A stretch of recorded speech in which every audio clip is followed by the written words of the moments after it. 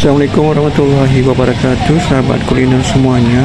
Saat ini kita lagi berada di usaha kuliner gorengan Kak Ida Blang Bintang yang lokasinya persis berada di sisi pagar Bandara Sultan Iskandar Muda, Blang Bintang, Aceh Besar.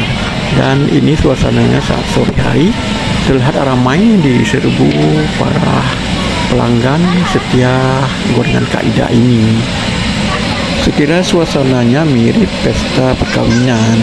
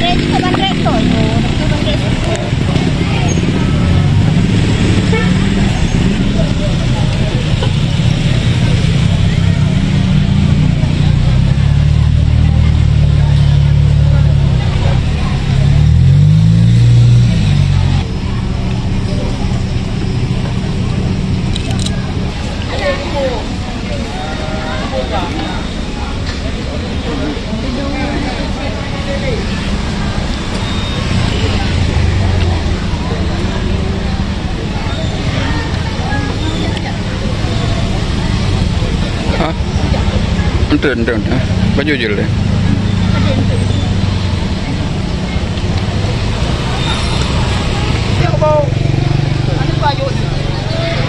Oke, selesai sudah kita menikmati kuliner Kak Ida Blang Bintang, dan sambilan menuju mobil yang kita parkir, kita coba rekam bagaimana suasana di sekitar usaha kuliner Kak Ida ini.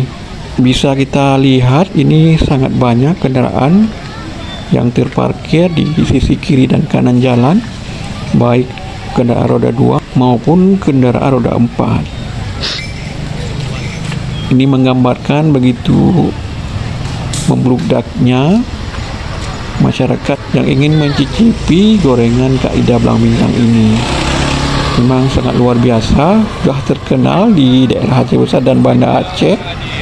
Memang sangat laris usaha gorengan Kak Ida ini. Nampak sampai ujung sana masih terlihat kendaraan yang terparkir. Oke, sekian dulu informasinya dari Kak Ida Blang Bintang. Semoga bermanfaat. Assalamualaikum warahmatullahi wabarakatuh.